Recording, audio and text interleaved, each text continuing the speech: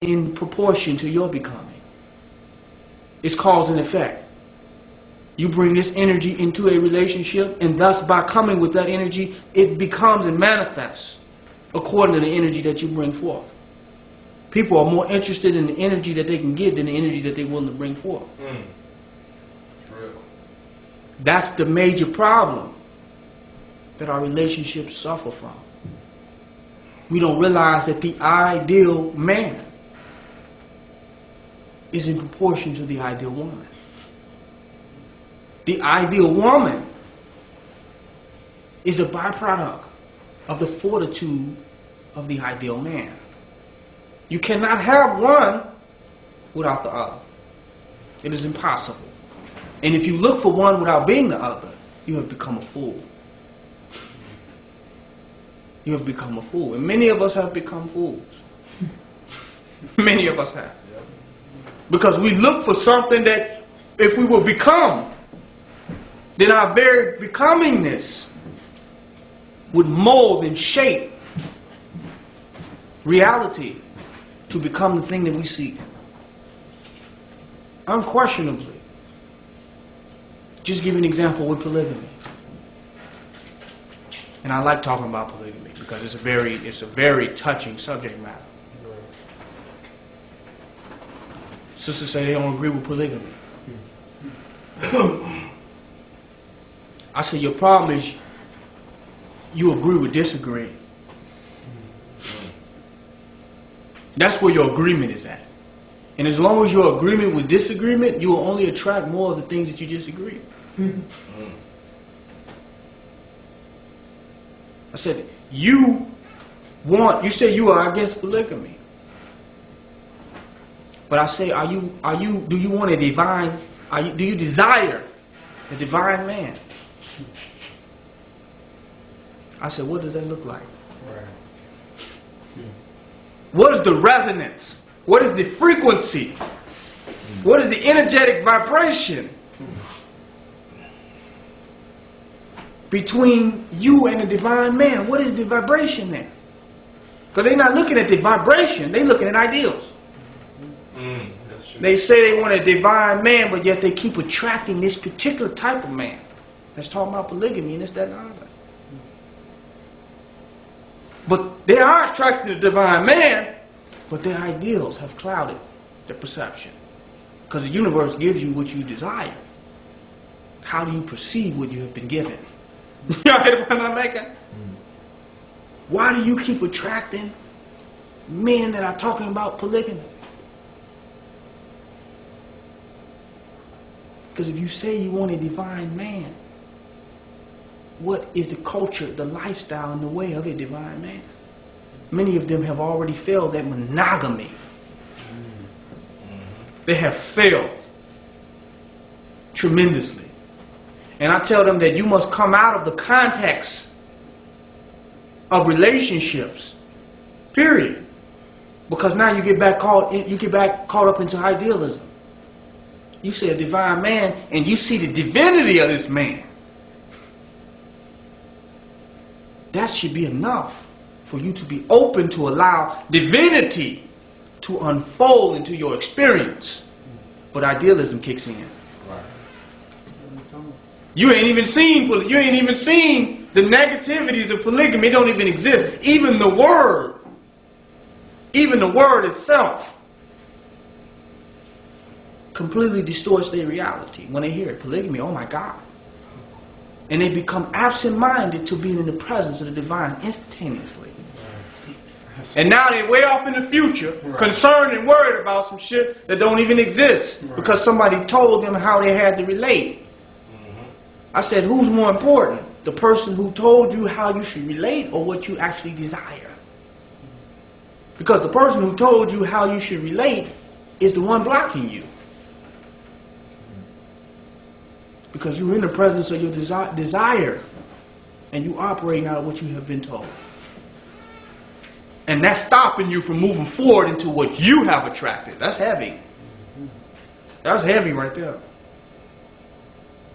So I said if they really want a divine man and they really are in tune with their ancestors, Jah, and Jehovah and many names that they use, if they're really in tune, what more work do they have to do when it is manifested? Now they begin to doubt. They pray for this. I want this divine, perfect man to manifest into my life. He manifests. Then they question it.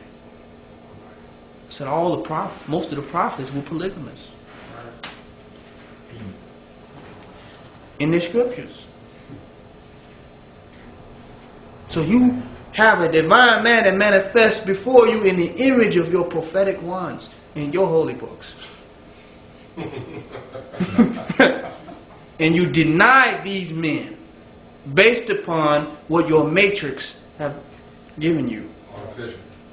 What have been given to you from an artificial reality.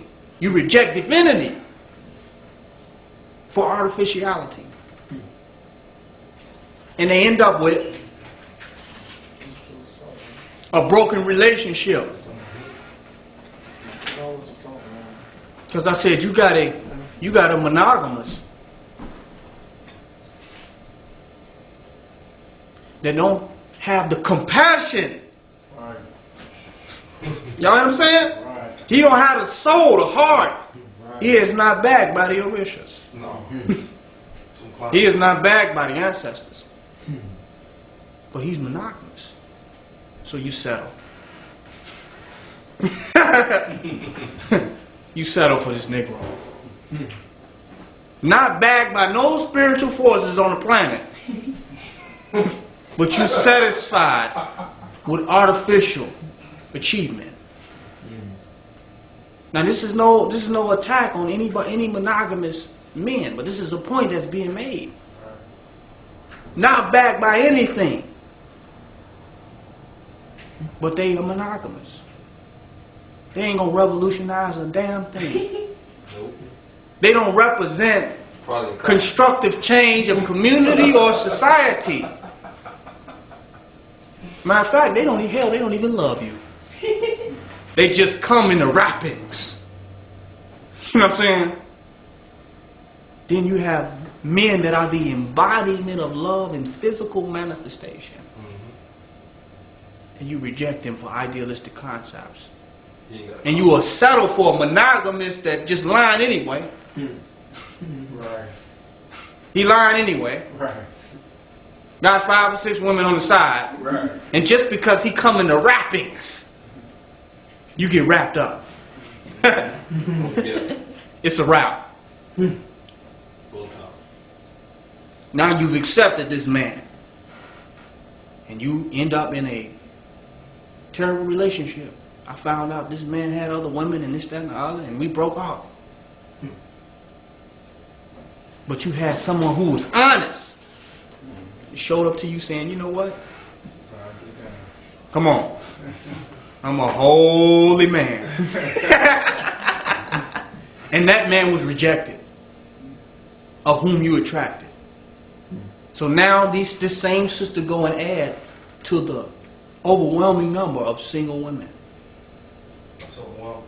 Overwhelming number. I heard now it's 17 women to one man. Woo!